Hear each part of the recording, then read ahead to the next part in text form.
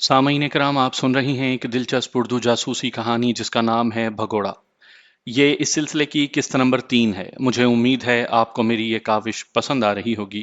آپ نے اگر ابھی تک میرا چینل کہانی گھر سبسکرائب نہیں کیا تو ابھی میرے چینل کو سبسکرائب کر کے بیل نوٹیفیکیشن آن کر لیجئے تاکہ آنے والی ہر نئی کہانی کی اطلاع بر وقت آپ تک پہنچ سکے۔ پوسٹ سے چلتے وقت پانی کی جو بوتل میں نے جیب میں ڈالی تھی وہ اب تک میری جیب میں ہی تھی۔ بوتل نکال کر میں نے 2 گھونٹ پانی پیا، بلکہ پانی پینے کے بجائے میں برف چبانا کہوں تو زیادہ بہتر ہوگا، کیونکہ پانی اس وقت تک برف میں تبدیل ہو چکا تھا۔ البتہ برف میٹھی تھی کہ اس میں وافر مقدار میں چینی حل تھی۔ تھکن اور بھوک سے میرا برا حال تھا، لیکن میں چلنے پر مجبور تھا۔ اپنی زندگی سے محبت سے زیادہ مجھے گھر کی فکر تھی۔ مجھے اندازہ تھا کہ جلد از جلد گھر پہنچو سے چچا جان کی مراد کیا تھی۔ گنڈا پوروں کے درمیان جتنی آسانی سے دشمنی شروع ہوتی ہے، اس کا ختم ہونا اتنا ہی مشکل ہوتا ہے۔ خاندان کے خاندان دشمنوں کی بھینٹ چڑھ جاتے ہیں۔ ان سخت دلوں میں اگر کوئی اچھائی تھی تو صرف اتنی کہ عورتوں پر ہاتھ نہیں اٹھاتے تھے، لیکن گولی اور آگ کسی عورت کو نہیں پہچانتی، کیونکہ کئی دفعہ ایسا بھی ہوا کہ مخالفین کے گھر کو آگ لگا دی گئی، جس کے باعث عورتیں اور بچے تک جل گئے تھے۔ مختلف قسم کے اندیشوں اور وسوسوں میں گھرا میں آہستہ آہستہ چلتا رہا۔ گرم جیکٹ اور پاجامہ پٹھوں میں رہ گیا تھا، اس لیے 10-15 منٹ سے زیادہ آرام کے لیے رکنا میرے لیے ممکن نہیں تھا۔ مجھے چلتے ہوئے بمشکل گھنٹہ سوا گھنٹہ ہی ہوا ہوگا کہ ہلکی ہلکی برف باری شروع ہو گئی۔ میں نے اپنا سفر جاری رکھا کہ رکنے کا مطلب موت تھا، اور برف کی موت آگ میں جلنے سے بھی زیادہ بھیانک ہوتی ہے۔ برف باری آہستہ آہستہ تیز ہوتی گئی۔ آگے جا کر راستہ 2 اطراف میں منقسم ہو گیا تھا۔ کچھ دیر وہاں ٹھہر کر میں نے اللہ کا نام لیا اور ایک سمت منتخب کر کے چل پڑا۔ راستہ تقریباً ہموار ہی تھا۔ اچانک مجھے دور سے ہلکی سی روشنی کی جھلک دکھائی دی۔ یہ انڈیا کی کوئی پوسٹ ہی ہو سکتی تھی۔ میں نے اپنا رخ روشنی کی جانب موڑ لیا کہ کچھ کھانے کی سبیل کی جائے۔ راستہ بتدریج اوپر کو اٹھنا شروع ہو گیا تھا۔ نالے کی سمت، شمالی سمت، میرے اندازے کے مطابق تھی۔ وہ کوئی اور سمت بھی ہو سکتی تھی، لیکن مجھے شمالی سمت محسوس ہو رہی تھی۔ ایک کافی اونچی ٹیکری تھی، وہیں سے روشنی کی شعائیں پھوٹ رہی تھیں۔ مجھے یہ پارٹیوں کے لیے راستے میں قائم کی گئی چوکی محسوس ہو رہی تھی۔ بعد میں میرا اندازہ بالکل درست ثابت ہوا تھا۔ اس قسم کی چوکیوں پر سنتری بہت زیادہ مستعدی سے ڈیوٹی نہیں دیتے، اور ویسے بھی موسم اس قسم کا تھا کہ سنتری کا چوکس رہنا از حد مشکل تھا۔ لیکن اس کے باوجود ٹیکری کے اوپر چڑھتے وقت میں نے احتیاط سے کام لیا۔ روشنی کھڑکی میں لگے ایک شیشے سے نکل رہی تھی۔ یہ شیشہ غالباً سنتری کی دید بانی کے لیے استعمال ہوتا تھا۔ چڑھائی چڑھتے ہی میں برف پر لیٹ گیا اور کرالنگ کرتا ہوا رہائشی کمرے کی سمت بڑھ گیا۔ نرم برف کے اندر کرالنگ کا اپنا ہی لطف ہے، لیکن وہ ایسا وقت نہیں تھا کہ میں وہ شغل جاری رکھ سکتا۔ جیسے ہی میں عمارت کے نزدیک پہنچا، مجھے داخلی دروازہ دکھائی دیا۔ روشن کھڑکی اور دروازے کے مابین 10 فٹ کے قریب فاصلہ تھا۔ کچھ اور نزدیک جانے پر مجھے ریڈیو پر نشر ہونے والے وہ گانے بھی سنائی دینے لگے جو لازماً سنتری سن رہا تھا۔ میں آہستہ سے زمین سے اٹھا اور رائفل کو دائیں ہاتھ میں پکڑ کر ایک دم دروازہ کھول کر اندر داخل ہوا۔ یہ ایک چھوٹی سی گیلری تھی جس میں تیل کے کین کے اوپر رکھا ریڈیو بج رہا تھا۔ ایک لالٹین دیوار کے ساتھ لٹکی ہوئی تھی، سنتری غائب تھا۔ مجھے دور سے جس کھڑکی کی روشنی نظر آئی تھی وہ رہائشی کمرے کی کھڑکی تھی۔ دروازے کے سامنے باتھ روم تھا جس میں مٹی کے تیل کا دیا جل رہا تھا۔ باتھ روم کا دروازہ کھلا تھا اور اس کے اندر کوئی بھی موجود نہیں تھا۔ میں دبے قدموں اندر کی طرف بڑھا جہاں کسی کے باتیں کرنے کی مدھم آواز آ رہی تھی۔ میں نے دروازے سے کان لگائے، کوئی وائرلیس سیٹ پر بات کر رہا تھا۔ اس کی زوردار آواز دروازہ بند ہونے کی وجہ سے مجھے نہایت مدھم سنائی دے رہی تھی۔ پارٹی کے واپس پہنچتے ہی میں اطلاع دے دوں گا سر، اوور۔ دوسری جانب سے بھی کچھ کہا گیا لیکن مجھے واضح سنائی نہ دیا۔ ٹھیک ہے سر، اوور، وہ دوبارہ بولا۔ دوسری طرف سے شاید رابطہ ختم کر دیا گیا تھا کہ اس کے بعد مجھے کوئی آواز نہ سنائی دی۔ میں دروازے کے ساتھ اس طرح پیٹھ لگا کر کھڑا ہو گیا کہ سنتری کے اندر داخل ہوتے ہی اسے سنبھال سکوں۔ چند ہی لمحوں کے بعد مجھے دروازے پر آہٹ سی سنائی دی۔ میں چوکنا ہو گیا لیکن کمرے سے کوئی بھی برآمد نہ ہوا۔ مزید چند لمحے گزرنے پر میرے صبر کا پیمانہ لبریز ہو گیا اور میں کمرے کے اندر گھسنے پر تیار ہو گیا۔ گن دونوں ہاتھوں میں پکڑ کر میں نے ٹھوکر مار کر دروازہ کھولا اور تیزی سے اندر داخل ہو گیا۔ اندر 2 آدمی ہاتھوں میں تاش پکڑے کھیل میں مشغول تھے، باقی تمام کمرہ خالی پڑا تھا۔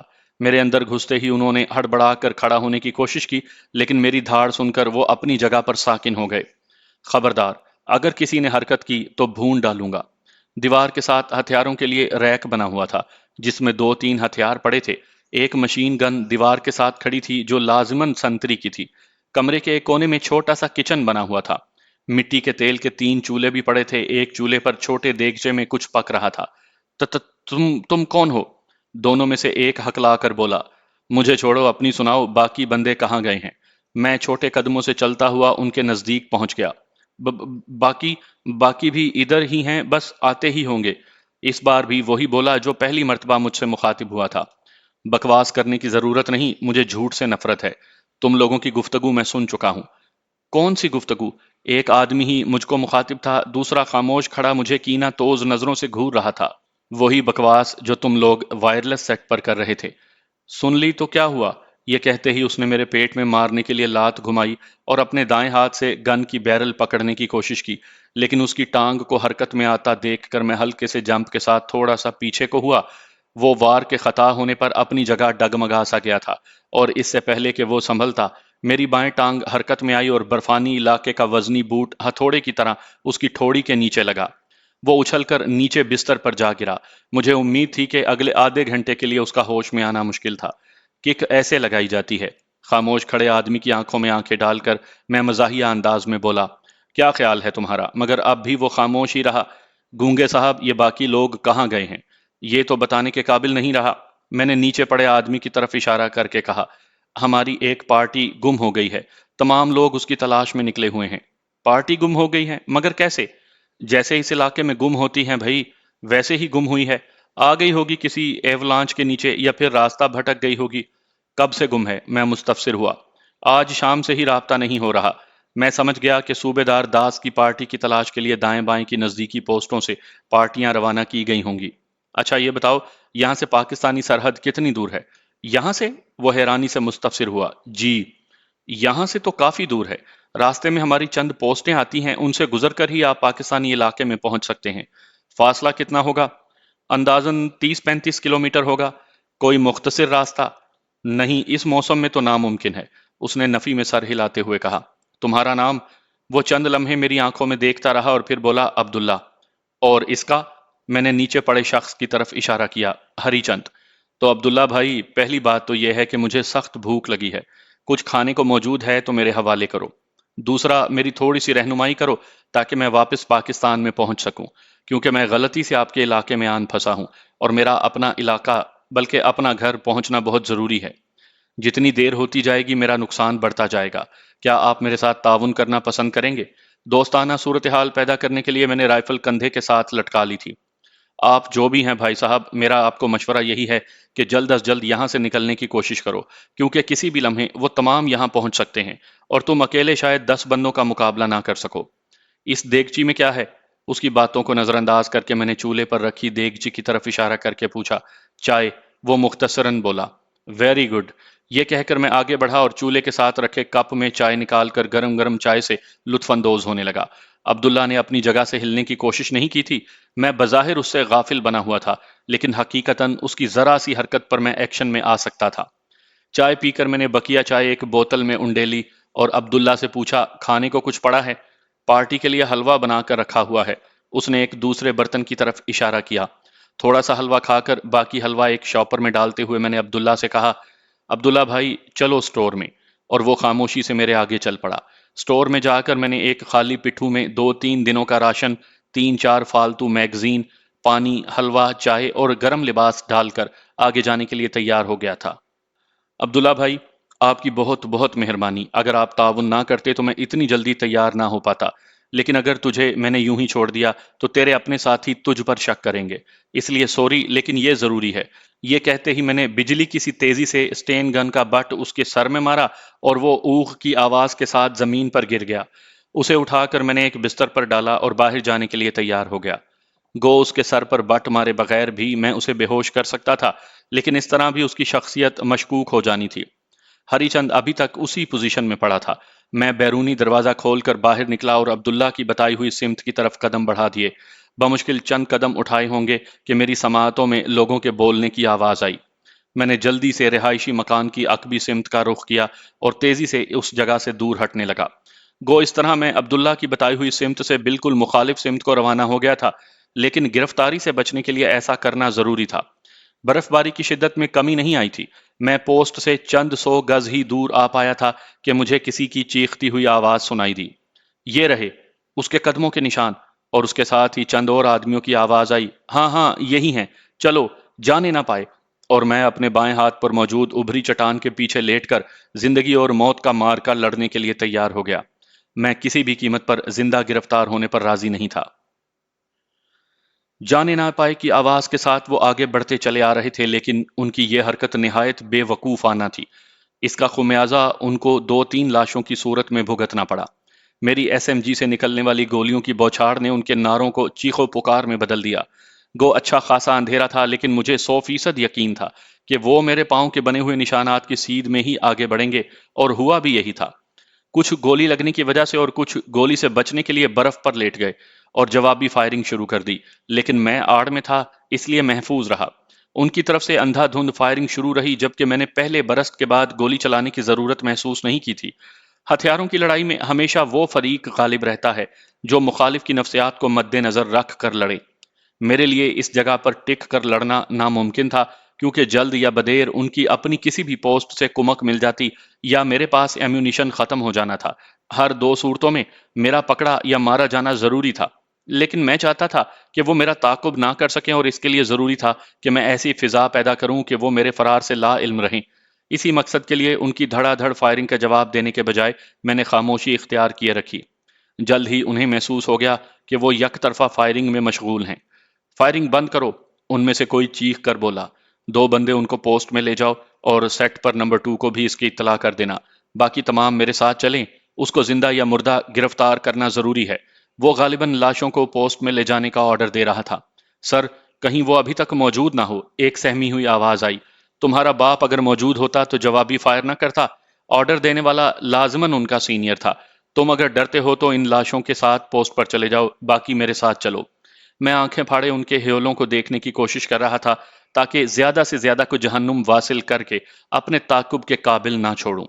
گو صاف موسم کی صورت میں برفانی علاقے میں چاندنی رات کے بغیر بھی اتنی روشنی ہوتی ہے کہ 40-50 گز کے حدود اربع میں کسی چیز کا ہیولا محسوس کیا جا سکے، مگر اس وقت آسمان بادلوں سے اٹا ہوا تھا اور برف باری شدت سے جاری تھی۔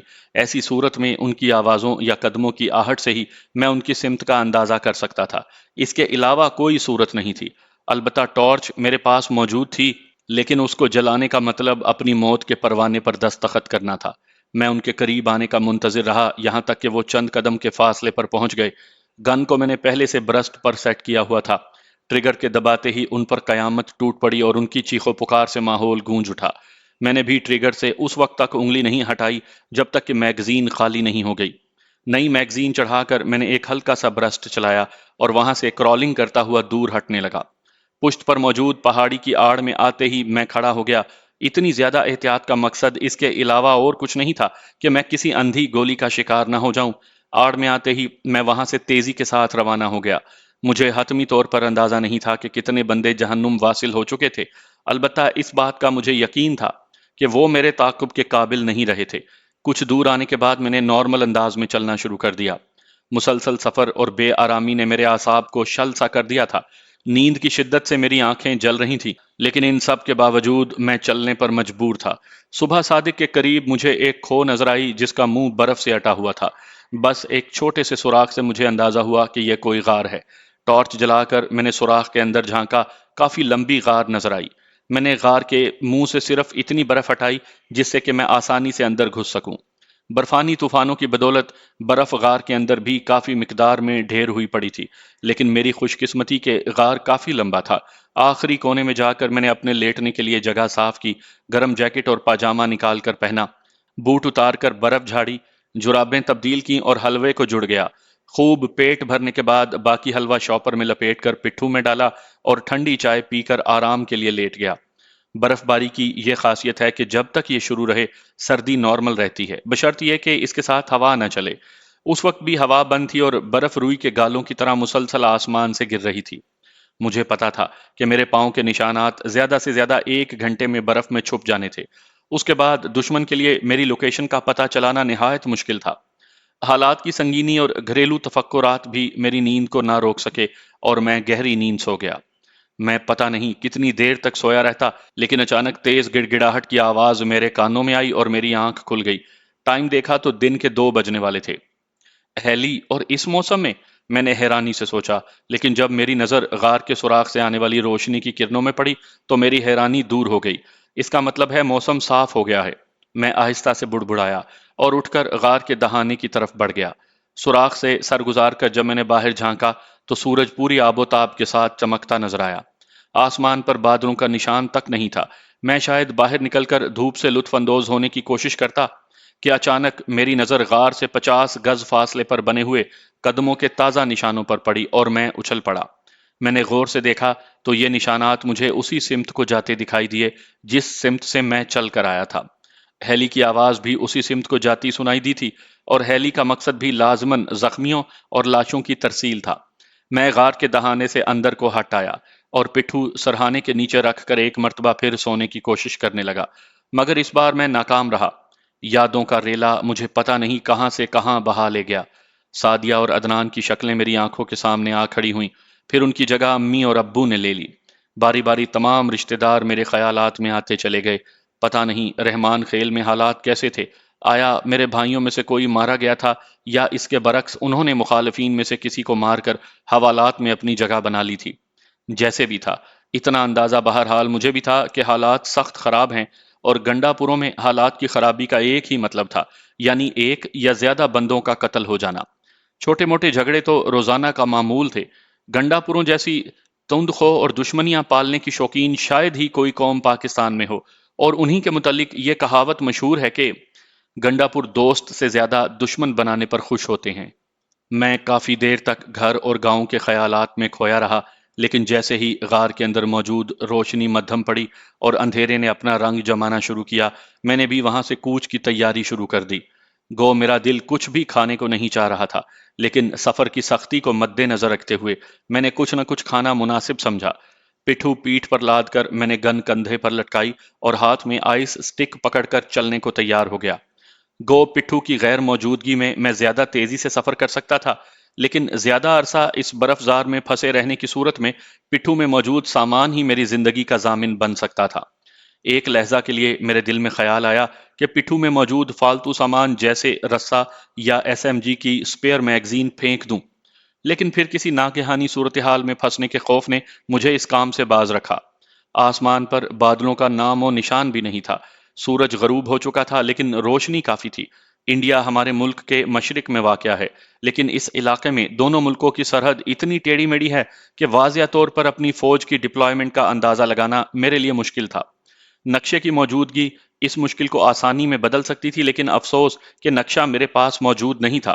میرا اندازہ تھا کہ جنوب کی سمت اختیار کر کے میں باقی اطراف کی بنسبت جلد ہی دشمن کے علاقے سے نکل سکتا تھا۔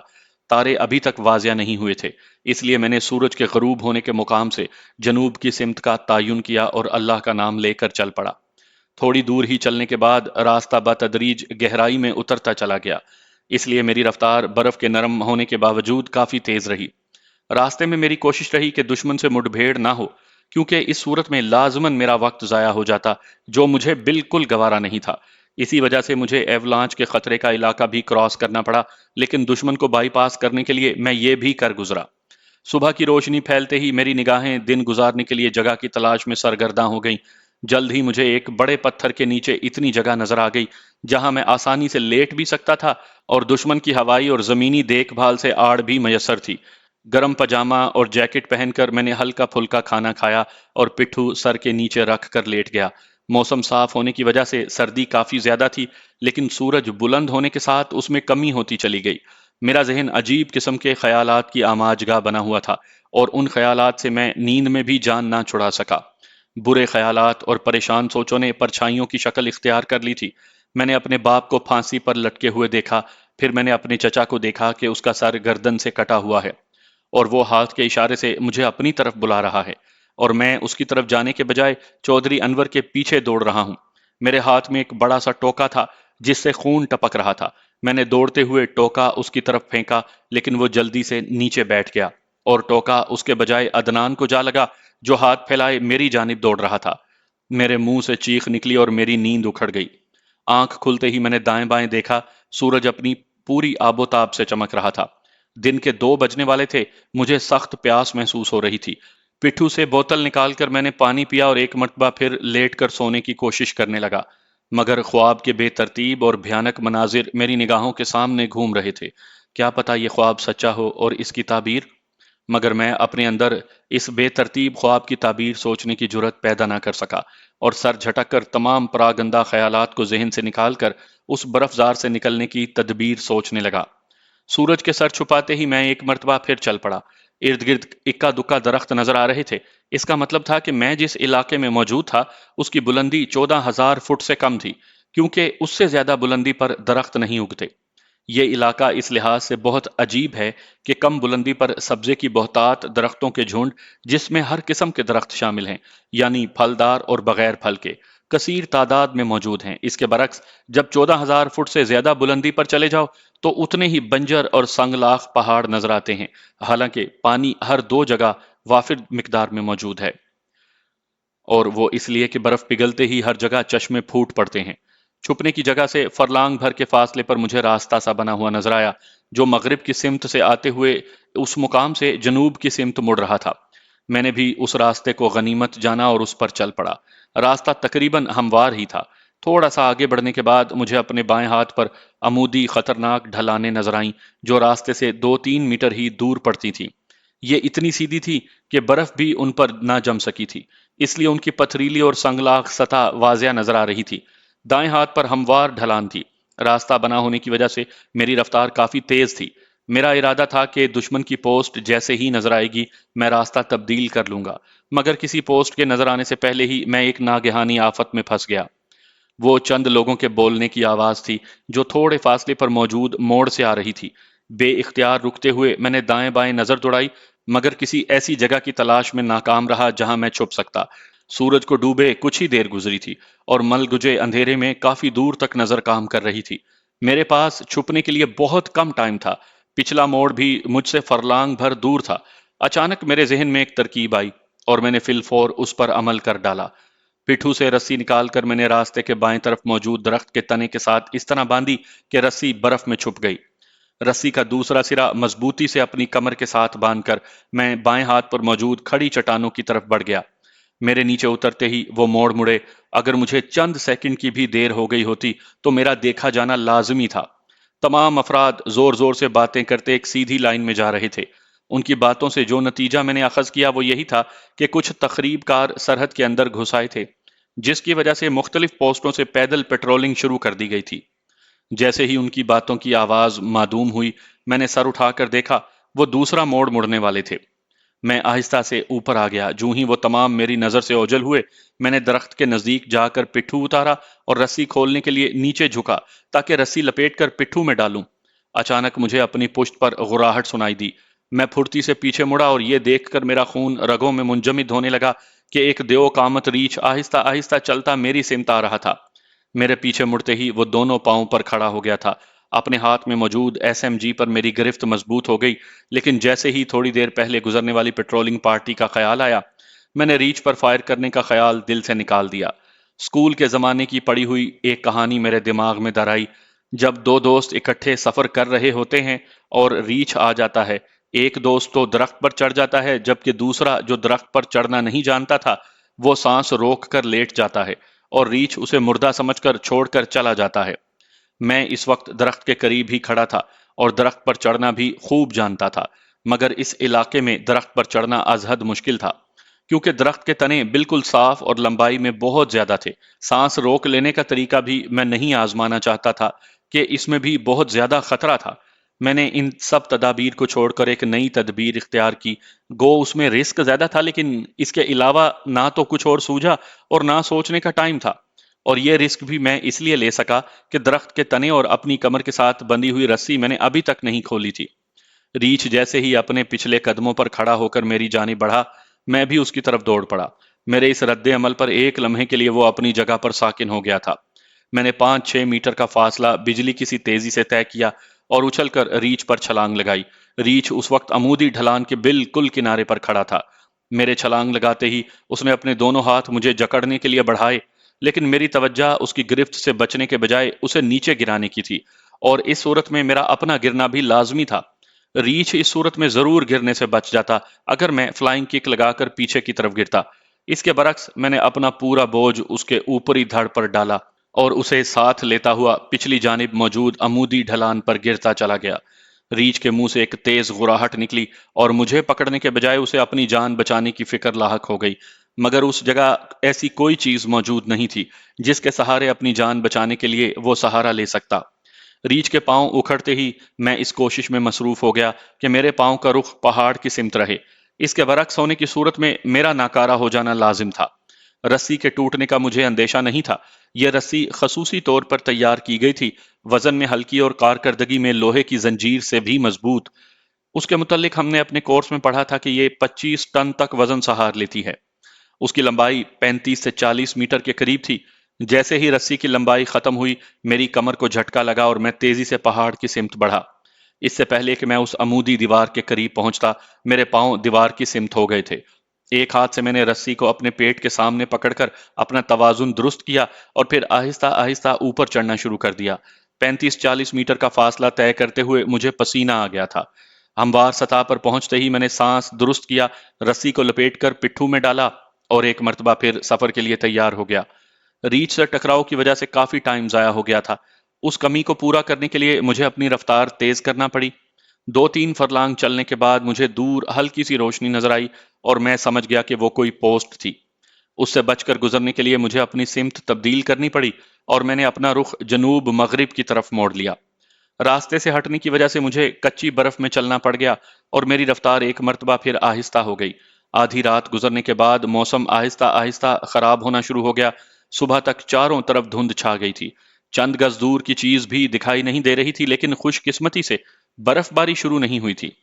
صبح کو دھند کی وجہ سے میں نے رکنا گوارا نہ کیا اور چلتا رہا۔ 12 بجے کے قریب دھند چھٹنا شروع ہو گئی اور میں نے بھی کسی کمین گاہ کی تلاش میں اپنی نظریں دائیں بائیں دوڑانی شروع کر دیں۔ 1 گھنٹے کی تلاش اور بسیار کے بعد میں تھک کر برف کے اوپر ہی آرام کرنے کا سوچ رہا تھا کہ میری نظر برف کے اندر چھپی ہوئی مورچہ نما جگہ پر پڑی۔ پہلی نظر میں تو وہ مجھے کوئی پوسٹ لگی اور مجھے وہاں سے بھاگنے کی فکر لاحق ہوئی، لیکن اس کے ارد گرد موجود قدموں کے نشان نہ بنے دیکھ کر میں جھجکتا ہوا اس کے قریب چلا گیا۔ وہ ایک پوسٹ ہی تھی، لیکن کسی نامعلوم سبب کی بدولت دشمن اسے خالی کر گیا تھا۔ ساز و سامان تو ادھر کوئی بھی موجود نہیں تھا، البتہ عمارت ابھی تک جوں کی توں کھڑی تھی۔ میں نے اپنے گھسنے کے لیے راستہ بنایا اور اندر گھس گیا۔ دیواروں کے ساتھ بستر لگانے کے لیے جو لکڑی کے تختے لگائے گئے تھے وہ ابھی تک صحیح حالت میں موجود تھے۔ آلو بھجیا کا ڈبہ کھول کر میں نے پیٹ پوجا کی۔ پانی چونکہ میرے پاس ختم ہو چکا تھا، اس لیے اس کی جگہ تھوڑی سی برف چوس کر گزارا کیا اور اپنے جسم کو رات کے سفر کے لیے تیار کرنے کے لیے لیٹ گیا۔ تھکن کے ساتھ کھانے کے خمار نے مجھے ہر قسم کے تفکرات سے دور کر دیا تھا اور میں گہری نیند سو گیا۔ میں تھوڑی دیر ہی سو پایا ہوں گا کہ اچانک مجھے محسوس ہوا جیسے زلزلہ آ گیا ہو۔ میں تڑپ کر اٹھا، مگر یہ دیکھ کر میں جھاگ کی طرح بیٹھ گیا کہ جسے میں زلزلہ سمجھا تھا وہ واقعی زلزلہ تھا، لیکن کسی اور صورت میں۔ میں چاروں طرف دشمن کے سپاہیوں کے نرغے میں آیا ہوا تھا اور انہی میں سے ایک نے مجھے لکڑی کے تختے سے اٹھا کر نیچے پھینکا تھا، جو مجھے زلزلے کی طرح محسوس ہوا تھا۔ وہ 10 کے قریب تھے، تمام کے ہاتھوں میں ہتھیار تھے جن کا رخ میری جانب تھا۔ میری ایس ایم جی بھی ان کے قبضے میں آ چکی تھی۔ میں نے چاروں طرف نظر دوڑا کر دیکھا، لیکن بچ نکلنے کی کوئی صورت نظر نہ آئی۔ کھڑے ہو جاؤ، ان میں سے ایک مجھے ٹھوکر لگاتا ہوا غرایا۔ میں اٹھنے ہی لگا تھا کہ میری پیٹھ پر ایک زبردست ٹھوکر لگی اور میں بمشکل اپنا چہرہ زمین کے ساتھ لگنے سے بچا سکا۔ سنا نہیں کیپٹن صاحب نے کیا کہا ہے؟ ٹھوکر لگانے والا غیظ و غضب سے چلایا اور میں کسی تیسری ٹھوکر لگنے سے پہلے کھڑا ہو گیا۔ تمام کے چہرے غیظ و غضب سے سرخ ہو رہے تھے۔ تمہارے باقی ساتھی کہاں ہیں؟ ان کا سینئر جو کیپٹن تھا میرے نزدیک آ کر مستفسر ہوا۔ میں اکیلا ہوں، غلطی سے آپ کے علاقے میں آ نکلا ہوں۔ نہیں، یہ غلطی تو بہرحال نہیں ہے، کیپٹن طنزیہ لہجے میں بولا۔ غلطی تو تم سے بہت پہلے ہو چکی ہے، اور وہ ہے پیدا ہونے کی غلطی۔ میں صحیح کہہ رہا ہوں سر، تم بالکل غلط بک رہے ہو۔ وہ غرایا اور اپنے سپاہیوں کو اشارہ کر کے کہا، اس کے پٹھو کی تلاشی لو۔ 2 آدمی آگے بڑھے اور میرے پٹھو کو الٹا کر دیا، مگر اس میں سوائے کھانے پینے کے سامان، فالتو میگزین اور رسی کے انہیں کچھ نہ ملا۔ کیپٹن نے سبزی کا ڈبہ اٹھا کر اس کا لیبل پڑھا اور بولا، یہ پیکنگ تو ہمارے ملک کی ہے، تیرے پٹھو میں ہمارے ملک کا سامان کیسے پہنچ گیا؟ میں نے ایک لہجہ کے لیے سوچا اور پھر بولا، سر بات دراصل یہ ہے کہ میں نے واقعی سرحد غلطی سے عبور کی تھی اور آپ کی ایک پارٹی کے ہاتھوں گرفتار ہو گیا تھا، جس میں صوبیدار داس شامل تھا۔ خوش قسمتی یا بد قسمتی سے وہ تمام لوگ جو مجھے گرفتار کر کے لے جا رہے تھے وہ ایوا لانچ میں آ گئے، اور میں چونکہ ان تمام سے آگے چل رہا تھا اس لیے برف کے نیچے آنے سے محفوظ رہا۔ یہ پٹھو اور ایس ایم جی مجھے وہیں سے ملی تھی جو نامعلوم کس وجہ سے برف کے نیچے آنے سے محفوظ رہی تھی، اور اب میں اس کوشش میں تھا کہ اپنے علاقے میں واپس چلا جاؤں۔ اور تیری یہ کوشش ناکام بنا دی گئی ہے نا؟ وہ استہزائیہ انداز میں بولا۔ الو کا پٹھا سمجھتے ہو مجھے؟ رشی پوسٹ پر حملہ تیرے باپ نے کیا ہے؟ مجھے نہیں معلوم، میں انکار میں سر ہلانے لگا۔ ہو جائے گا پتر، سب کچھ معلوم ہو جائے گا، بڑے بڑے مان گئے ہیں تم کس باغ کی مولی ہو۔ یہ کہہ کر وہ اپنے سپاہیوں کی طرف متوجہ ہوا۔ اس کا سامان پٹھو میں ڈالو، میں اس کے پکڑے جانے کی رپورٹ فارورڈ کر دوں۔ جی سر۔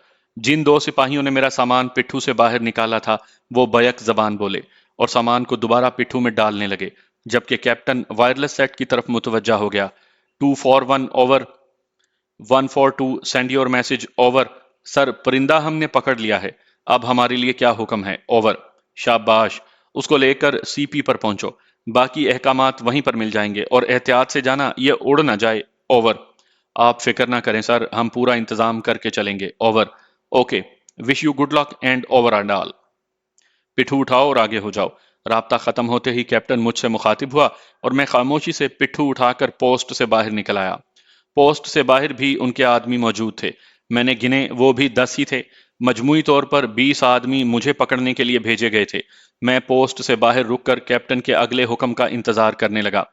پوسٹ سے باہر آ کر اس نے 10 آدمی مجھ سے آگے اور 10 آدمی میرے پیچھے رکھتے ہوئے واپسی کا سفر شروع کروا دیا۔ راستہ وہی تھا جس پر میں چل کر آیا تھا۔ راستے میں ان کی باتوں سے پتا چلا کہ جس پوسٹ کو دیکھ کر میں نے اپنا راستہ تبدیل کیا تھا، اس پوسٹ سے شب دید آلات کے ذریعے مجھے دیکھ لیا گیا تھا۔ پوسٹ پر بندے کم ہونے کی وجہ سے وہ بر وقت میرا تعاقب نہیں کر سکے تھے، اور دوسری پوسٹ سے آدمی منگواتے ان کے 2-3 گھنٹے ضائع ہو گئے تھے۔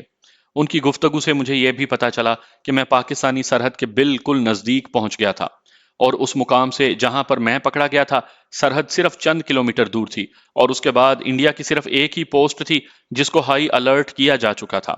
میرے ذہن میں بے اختیار کسی شاعر کا شعر گونجا: قسمت کی خوبی دیکھیے ٹوٹی کہاں کمند، 2-4 ہاتھ جب کہ لبے بام رہ گیا۔ گھر جانے کے لیے میری بے چینی جتنی بڑھتی جا رہی تھی اتنی زیادہ رکاوٹیں میری راہ میں پیدا ہو رہی تھی۔ عموماً کہا جاتا ہے کہ صبر کا پھل میٹھا ہوتا ہے۔ آج مجھ پر اس کی حقیقت آشکارا ہو رہی تھی۔ واقعتاً اگر میں صبر کر لیتا اور راستے کھلنے کا انتظار کرتا تو زیادہ سے زیادہ 3 ماہ مزید پوسٹ پر گزارنے پڑتے، جبکہ اب میں نامعلوم وقت تک کے لیے دشمن کی قید میں جا چکا تھا۔ بلکہ یہ کہوں کہ میری سلامتی بھی داؤ پر لگ چکی تھی تو بے جا نہ ہوگا۔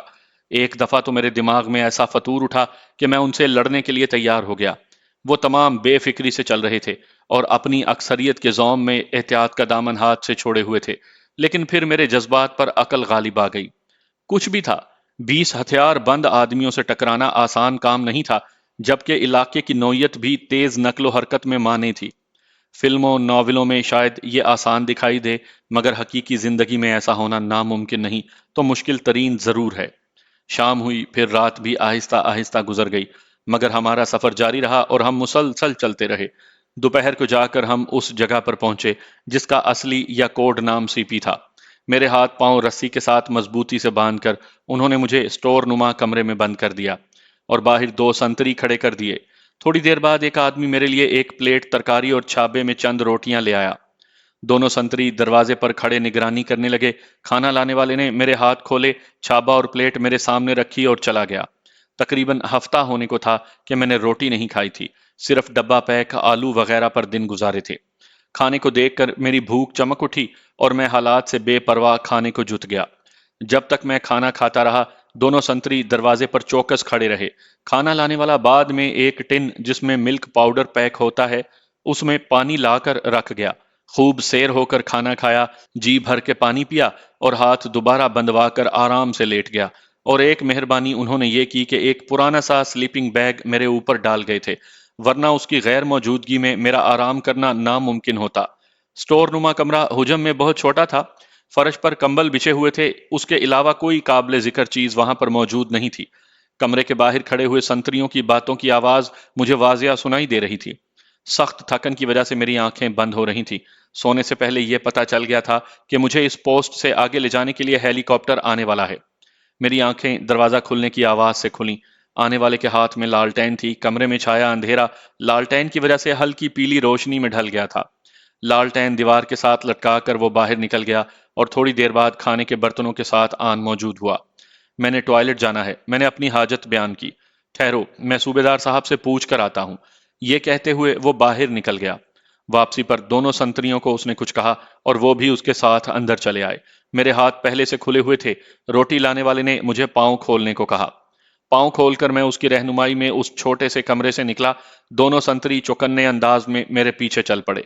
वो जितने भी चौकस होते, उन दोनों पर काबू पाना मेरे लिए कोई खास मुश्किल नहीं था, और उसकी वजह उन दोनों की ना तजर्बेकारी थी कि वो मुझसे सिर्फ एक कदम पीछे थे। हालांकि कायदे की रूह से उन्हें फासला रख कर आना चाहिए था, लेकिन उन दोनों पर काबू पाने के बावजूद मेरा वहां से भागना मुश्किल था, क्योंकि पोस्ट पर कमोबेश 30 बंदे मौजूद थे और ये तादाद मेरे गुमान के मुताबिक थी। हो सकता है कुछ ज्यादा ही होते। इस सूरत में उन दो या चंद और को मारकर मैं अपनी मुश्किलात बढ़ाने के अलावा और कुछ नहीं कर सकता था। इसलिए मैंने अपने अंदर इस किस्म की कोई ख्वाहिश पैदा ना होने दी और मुनासिब मौके के इंतजार में चुपचाप टॉयलेट की तरफ बढ़ता चला गया। पोस्ट का रकबा काफी बड़ा था। मैं जिस गैलरी में चल रहा था उसकी दीवारें पत्थरों से बनाई गई थी। दीवारों के बनाने में किसी किस्म का मसाला इस्तेमाल नहीं किया गया था, इसलिए दीवारों में हल्के हल्के सुराख बाकी रह गए थे और उनसे हवा की सनसनाहट सुनाई दे रही थी। महसूस हो रहा था जैसे मौसम खराब हो। इस इलाके में सर्दी की शिद्दत में इजाफे का एक सबब तेज हवा का चलना भी है। उसकी वजह से अमूमन लोगों के चेहरे काले पड़ जाते हैं और जिस्म के खुले हिस्से फट जाते हैं। टॉयलेट की छत काफी नीची थी। मुझे सर झुकाकर अंदर दाखिल होना पड़ा। अंदर मिट्टी के तेल का दिया जल रहा था। उसकी रोशनी में मुझे टॉयलेट की पिछली दीवार के साथ बोरी लटकती नजर आई जो हवा से हिल रही थी। मैंने बोरी को हटाकर देखा तो एक सुराखनुमा रोशनदान नजर आया। बोरी के हटते ही तेज हवा अंदर दाखिल हुई। कोने में पड़े हुए दिए की लो फड़फड़ाई और वो बुझने के करीब हो गया। मैंने जल्दी से बोरे के रोशनदान को ऊपर बराबर किया, लेकिन इस एक लम्हे में मुझे आसमान पर सिवाय अंधेरे के और कुछ नजर नहीं आया था। अगर मौसम साफ होता तो जरूर तारे चमकते नजर आते। हवाई जे जरूरिया से फारिग होकर मैं टॉयलेट से निकल आया। दोनों संतरी बाहर मौजूद थे। उनकी निगरानी में मैं वापस चल पड़ा। टॉयलेट से आगे उनके रिहायशी कमरे थे और दूसरी साइड पर कैद खाने से मुल्हिक भी 2-3 रिहायशी कमरे नजर आ रहे थे। उसके बाद गैलरी दाएं तरफ मुड़ जाती थी। उस तरफ शायद उनका किचन और राशन स्टोर वगैरह बने हुए थे। खाना खाकर जब वो मेरे हाथ पांव बांधने लगे तो मैंने उनसे चाय की दरखास्त करते हुए कहा, जनाब, अगर चाय मिल जाती। कैदी हो, मेहमान बनने की कोशिश ना करो और शुक्र अदा करो भगवान का कि तुझे खाना दिया जा रहा है। उनमें से एक तलखी से बोला और मैंने चुप साध ली। मुझे चाय की सख्ती से तलब महसूस हो रही थी, लेकिन वो कैदी ही क्या जिसकी कोई ख्वाहिश पूरी हो। मैं आंखें बंद करके घर के ख्यालात में खो गया। सादिया के साथ गुजरे हुए प्यार भरे लम्हात मेरी सोचों में फिल्म की सूरत चलने लगे। मेरी शादी में वालदैन का अमल दखल होने के बावजूद शादी बहुत कामयाब रही थी। शादी से पहले भी हम दोनों एक दूसरे को चाहते थे और इशारों किनायों में इसका इजहार करते रहते थे, मगर शादी के बाद तो ये चाहत कई गुना बढ़ गई थी। किसी को अपनाने और उस पर अपनी मलकियत जिताने के एहसास में ही अजीब सी लज्जत है। आर्मी ज्वाइन करने के बाद हमारे दरमियान जुदाई बढ़ी और हमें एहसास हुआ कि हम दोनों कितना ज्यादा एक दूसरे को चाहते हैं। अदनान की आमद ने हमारी मोहब्बत के बंधन को पुख्ता और मजबूत कर दिया था। आज भी सादिया से सैकड़ों मील दूर इस बर्फजार में मुझे तमाम घर वालों से ज्यादा उसी की याद आ रही थी। कहते हैं इंसान खुद गर्ज होता है, और ये शायद मेरी खुद गर्जी ही थी कि मुझे सबसे ज्यादा सादिया और अदनान की फिक्र खाए जा रही थी। खुदा न खास्ता इसका ये मतलब भी नहीं कि बाकियों की तरफ से मैं बेफिक्र था। उनकी भी मुझे फिक्र थी, मगर सादिया और अदनान से जरा सी कम। और वो शायद इसलिए कि मर्द हर किस्म के हालात का मुकाबला करने की अहलियत रखते हैं, तकलीफात को बर्दाश्त कर लेते हैं, किसी की ज्यादती का जवाब दे सकते हैं, जबकि औरतें इस मामले में कमजोर होती हैं। सारी रात मैं सोने जागने की कैफियत में लेटा रहा। हाथ पांव बंधे होने की वजह से मेरी हालत काफी गैर आरामदेह थी, मगर मैं उसे बर्दाश्त करने पर मजबूर था। अगले दिन मौसम ज्यादा खराब हो गया और ऐसे मौसम में हैली के आने का तो सवाल ही पैदा नहीं होता था। मेरे शबो रोज पहले दिन की तरह गुजरते रहे। चाय मुझे सिर्फ सुबह के टाइम ही मिलती। यह भी मेरे लिए शुक्र का मुकाम था। उस पर मैं अपने रब का जितना भी शुक्र अदा करता कम था। ہاتھ پاؤں بندے ہونے کے علاوہ مجھے وہاں پر کوئی تکلیف نہیں تھی، لیکن یہ صورتحال زیادہ دن تک برقرار نہ رہ سکی۔ مجھے پوسٹ پر آئے 5واں دن تھا جب رات کے 9 بجے میں اپنے دماغ میں پیاروں کی یادیں سجائے سونے کی کوشش میں مصروف تھا کہ اچانک کمرے کا دروازہ ایک جھٹکے سے کھلا۔ میں چونک پڑا، لیکن ہاتھ بندے ہونے کی وجہ سے میں اپنے اوپر سے سلیپنگ بیگ نہ ہٹا سکا کہ آنے والے کی صورت دیکھتا۔ اس کی پھنکارتی ہوئی آواز سے مجھے اندازہ ہوا کہ وہ کیپٹن ہے۔ اس کا نام ابھی تک مجھے معلوم نہیں ہو سکا تھا۔ اندر داخل ہوتے ہی اس نے میرا سلیپنگ بیگ کھینچ کر ایک طرف پھینکا اور مجھ پر ٹھوکروں کی بارش کر دی۔ اس کے ساتھ اس کے گندے منہ سے گندی گندی گالیاں نکل رہی تھی۔ بندے ہونے کی وجہ سے میں اپنا دفاع بھی نہ کر سکتا تھا۔ اس نے پاؤں میں برفانی علاقے کے وزنی اور مضبوط بوٹ پہن رکھے تھے۔ اس کی لگائی ہوئی ہر ٹھوکر مجھے ہتھوڑے کی طرح محسوس ہو رہی تھی۔ میں نے اپنے دانت سختی سے بھینچ لیے کہ مبادا میرے منہ سے کوئی آہ یا سسکی نہ نکل جائے، مگر کب تک؟ پسلیوں پر لگنے والی چوٹوں نے مجھے کراہنے پر مجبور کر دیا تھا۔ بولو کتے کے بچے، اور کون کون تیرے ساتھ تھے؟ بولو جلدی بتاؤ ورنہ میں تجھے زندہ زمین میں گاڑ دوں گا۔ بکو جلدی بکو۔ اس کے منہ سے مسلسل خرافات نکل رہی تھی۔ مجھے کچھ پتا ہوتا تو میں بتاتا، بلکہ مجھے تو یہ بھی واضح نہیں ہو رہا تھا کہ وہ کن کی بابت پوچھ رہا ہے۔ میرے منہ سے کسی قسم کا جواب نہ پا کر وہ اور زیادہ جنون میں آ گیا۔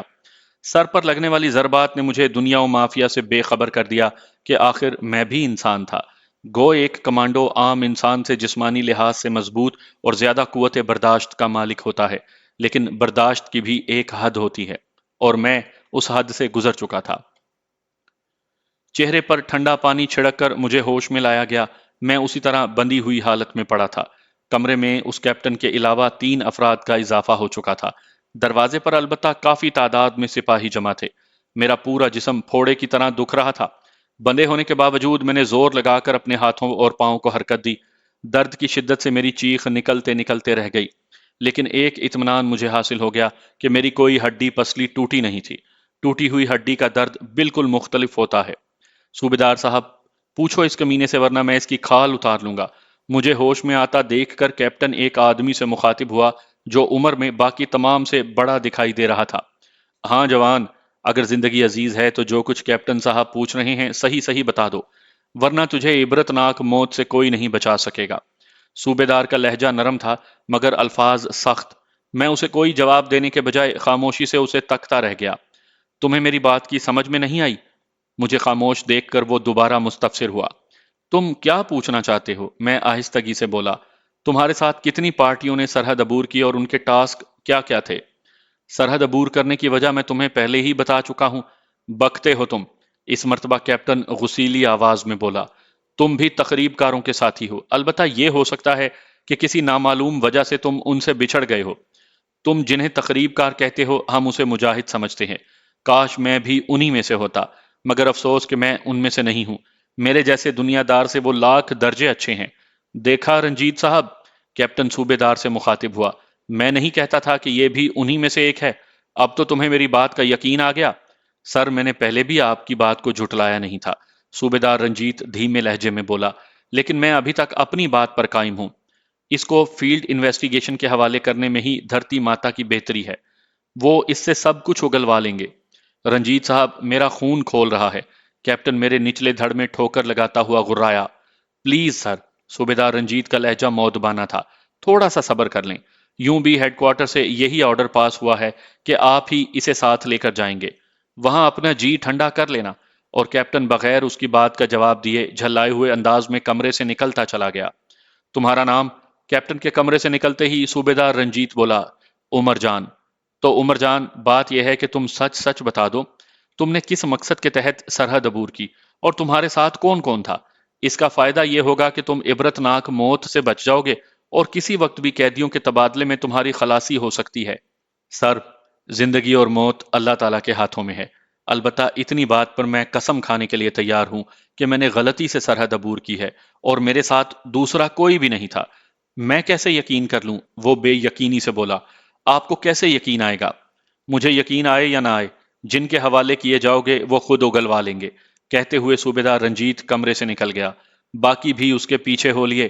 ان کے جانے کے بعد ایک سپاہی کمرے میں داخل ہوا اور مسکراتے ہوئے مجھے کہنے لگا، بھائی جی، بڑی مشکل سے بچے ہو، ورنہ کیپٹن سریش تو تمہیں زندہ برف میں دفن کرنے لگا تھا۔ یہ صوبیدار رنجیت کا احسان مانو کہ وہ آڑے آ گیا۔ کیپٹن سریش کو مجھ سے کیا تکلیف پہنچی ہے؟ تمہیں اس نے بتایا نہیں ہے؟ وہ مستفسر ہوا اور میرا سر نفی میں ہلتا دیکھ کر بولا، جس پوسٹ پر حملہ ہوا ہے اس میں کیپٹن سریش کا چھوٹا بھائی جو لیفٹیننٹ تھا وہ بھی مارا گیا۔ مارنے والے تو نکل گئے، تیری بدبختی کہ تم پھنسے ہو۔ آپ کا نام؟ اسے گفتگو پر آمادہ دیکھ کر میں نے سلسلہ گفتگو بڑھانا چاہا کہ شاید کوئی کام کی بات معلوم ہو۔ میرا نام تو دلیر سنگھ ہے، لیکن ابھی آپ خاموشی سے لیٹ کر آرام فرمائیں۔ کیپٹن صاحب نے تم سے گفتگو کرتے دیکھ لیا تو میری کمبختی آ جائے گی۔ ٹھیک ہے دوست، میں خاموش ہو جاتا ہوں، مگر ایک چھوٹا سا کام کر دو کہ یہ سلیپنگ بیگ مجھے اڑا دو۔ آپ کی مہربانی ہوگی۔ ہاں ہاں، کیوں نہیں۔ وہ سلیپنگ بیگ اٹھا کر مجھے اڑاتے ہوئے بولا، اس مقصد کے لیے تو اندر آیا تھا۔ اگلے 2 دن آرام سے گزرے۔ دلیر سنگھ نے دوسروں سے چھپا کر درد کچھ گولیاں بھی مجھے کھلا دی تھیں، جس سے میری تکلیف میں خاطر خواہ کمی ہوئی تھی۔ اس دوران موسم ٹھیک رہا۔ دلیر سنگھ سے پتا چلا کہ وہ ہیلی پیڈ تیار ہو گیا ہے اور ہیلی مجھے لینے کے لیے کسی بھی وقت پہنچ سکتا ہے۔ وہ میری گرفتاری کا 9واں دن تھا جب دوپہر کے 10 بجے کے قریب مجھے ہیلی کی گڑگڑاہٹ سنائی دی۔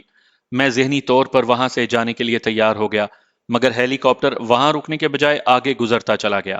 اس کی آواز 2 گھنٹے کے بعد دوبارہ سنائی دی۔ اس مرتبہ وہ وہیں اتر گیا۔ 2 رائفل بردار کمرے میں داخل ہوئے، میرے ہاتھ پاؤں کی بندش کو کھولا اور مجھے باہر چلنے کو کہا۔ پائلٹ نے ہیلی سٹارٹ ہی رکھا تھا۔ یہ مال بردار ہیلی تھا، اس میں 25 سے 30 بندوں کے بیٹھنے کی گنجائش ہوتی ہے۔ مجھے ایک سیٹ پر بٹھا کر چاروں جانب رائفل بردار بیٹھ گئے۔ اسی اثنا میں کیپٹن سریش بھی ہیلی میں داخل ہوا۔ اس کا چہرہ دیکھ کر مجھے لگا جیسے وہ روتا رہا ہو۔ بعد میں پتا چلا کہ اس کے بھائی لیفٹیننٹ اجیت کی لاش وہ بھی اسی ہیلی میں لوڈ تھی۔ کیپٹن سریش نے مجھ پر ایک قہر بھری نظر ڈالی، لیکن منہ سے کچھ نہ کہا۔ اس کے بیٹھتے ہی ہیلی کے پروں کی رفتار میں تیزی آئی اور وہ آہستہ آہستہ زمین سے اٹھنے لگا۔ آدھے گھنٹے کی پرواز کے بعد ایک جگہ اتار کر اس میں تیل ڈالا گیا۔ دوبارہ ہم 1 گھنٹہ 1.5 گھنٹہ محو پرواز رہے اور پھر زمین پر اتر آئے۔ اس دفعہ جس جگہ ہیلی اتارا گیا وہ کوئی ایئر بیس تھا۔ نیچے اترتے ہی سول کپڑوں میں ملبوس 2 جوان میری جانب بڑھے۔ صورت سے تلاشی لی، میری گھڑی اتاری اور مجھے بازو سے پکڑ کر ایک طرف کھڑی گاڑی کی جانب بڑھ گئے۔ گاڑی کی شکل پولیس کی وین کی طرح تھی، جس میں ملزموں کو عدالت میں لے جایا جاتا ہے۔ گاڑی میں سوار کر کے انہوں نے میری آنکھوں پر پٹی باندھی اور ہاتھوں میں ہتھ کڑی لگا دی۔ گاڑی سٹارٹ ہو کر نامعلوم منزل کی جانب روانہ ہو گئی۔ میں آنے والے وقت کے لیے اپنے آپ کو ذہنی اور جسمانی طور پر تیار کرنے لگا۔ مجھے پتا تھا کہ کسی بھی ملک کی انٹیلیجنس کا طریقہ تفتیش کیا ہوتا ہے، خصوصاً پاکستانی اور انڈین انٹیلیجنس تو تشدد کے ذریعے ملزم سے حقائق جاننے کی کوشش کرتی ہیں۔ اس میں بعض اوقات ملزم ذہنی یا جسمانی طور پر ناکارہ بھی ہو جاتے ہیں۔ البتہ یورپین ممالک کے متعلق جہاں تک مجھے معلوم ہے وہ زیادہ نفسیاتی حربے استعمال میں لاتے ہیں، لیکن ان کے پاس بھی آخری حربہ یہی ہوتا ہے کہ بندے کو جسمانی طور پر ٹارچر کیا جائے۔ گھنٹہ پون گھنٹہ سفر کے بعد گاڑی رک گئی۔ دائیں بائیں بیٹھے ہوئے بندوں نے مجھے بازو سے پکڑ کر گاڑی سے اتارا اور پھر مختلف موڑ مڑنے اور سیڑھیاں اترنے کے بعد ایک کمرے میں لا کر قید کر دیا گیا۔ جاتے ہی اتنی مہربانی انہوں نے ضرور کی کہ میری آنکھوں سے پٹی کھول دی۔ کمرے میں ایک بلب جل رہا تھا، اس کی روشنی میں نے کمرے کا جائزہ لیا۔ کمرہ ساز و سامان سے بالکل خالی تھا۔ دائیں ہاتھ پر دیوار میں ایک کھڑکی نما دروازہ نظر آیا۔ میرے اندازے کے مطابق وہ ٹوائلٹ کا دروازہ تھا۔ آگے بڑھ کر جھانکنے پر میرے اندازے کی تصدیق ہو گئی۔ چونکہ ہیلی سے اترتے ہی انہوں نے میری برفانی بوٹ اتروا لیے تھے، اس لیے میں ابھی تک ننگے پاؤں تھا۔ کمرے کا فرش ٹھنڈا تھا، مگر میں جس علاقے سے ہو کر آ رہا تھا اس کی نسبت یہ ٹھنڈک کچھ بھی نہیں تھی۔ یہاں کا موسم مجھے اپنے صوبے پنجاب کے موسم جیسا محسوس ہو رہا تھا۔ میں کونے میں دیوار سے پیٹھ لگا کر بیٹھ گیا۔ میرے دونوں ہاتھ ابھی تک ہتھ کڑی میں جکڑے ہوئے تھے۔ مجھے پتا تھا کہ جلد ہی انہوں نے تفتیش کے نام پر تشدد شروع کر دینا ہے۔ میں ذہنی طور پر خود کو اس مرحلے کے لیے تیار کر رہا تھا۔ میرے جسم پر ابھی تک وہی لباس تھا جو میں نے اپنی پوسٹ سے اترتے وقت پہنا ہوا تھا۔ یہ ٹریک سوٹ اور تھرمل سوٹ پر مشتمل تھا۔ پچھلے کئی دنوں سے مسلسل اس لباس کو استعمال کرنے کی وجہ سے اس میں سے پسینے وغیرہ کی بو آ رہی تھی، اور میرے دل میں شدت سے یہ خواہش اٹھ رہی تھی کہ نیم گرم پانی سے نہا کر کپڑے بدل لوں، مگر خواہش نام ہی اس چیز کا ہے جو کبھی پوری نہیں ہوتی، ہمیشہ دل میں رہتی ہے۔ میں بھی صبر کیے ان کے اگلے اقدام کا انتظار کرتا رہا۔ زیر زمین کمرے میں وقت کا اندازہ لگانا ممکن نہیں تھا۔ جب میں بیٹھے بیٹھے تھک گیا تو اٹھ کر ٹہلنا شروع کر دیا۔ کافی دیر کے بعد دروازہ کھلا، دو آدمی اندر آئے، دونوں پینٹ شرٹ میں ملبوس تھے۔ ان کے انداز میں بہت زیادہ خود اعتمادی نظر آ رہی تھی۔ ان میں سے ایک نے میری ہتھ کڑی کھولی، جبکہ دوسرے نے اپنے ہاتھ میں موجود کیمرے سے میری تصویریں نکالنا شروع کر دیں۔ چند تصویریں نکالنے کے بعد وہ دوسرے سے مخاطب ہوا، باربر یعنی حجام کو بلاؤ، اور وہ سر ہلا کر باہر نکل گیا۔ اس کے کمرے سے نکلتے ہی ایک لمحے کے لیے تو میرے جی میں آیا کہ میں کمرے میں موجود آدمی پر قابو پا کر وہاں سے فرار ہونے کی کوشش کروں، مگر پھر اس عمارت سے عدم واقفیت کی بنا پر میں اس اقدام سے باز رہا۔ یوں بھی اس کیمرہ مین پر آسانی سے قابو پانا مشکل نظر آ رہا تھا۔ جسامت میں وہ مجھ سے کچھ ہلکا تھا، قد میں بھی کم تھا، لیکن لڑائی کے طور طریقوں میں قدم و جسامت کی اتنی اہمیت نہیں ہوتی۔ ایک چھوٹے قد و قامت کا بندہ بھی لڑائی بھڑائی میں ماہر ہو سکتا ہے۔ چند لمحوں کے بعد جانے والا ایک ایسے آدمی کے ساتھ اندر داخل ہوا جس نے ہاتھ میں ایک فولڈنگ سٹول اور اٹیچی کیس اٹھایا ہوا تھا۔ سٹول کمرے کے وسط میں رکھ کر وہ اٹیچی کیس کھولنے لگا۔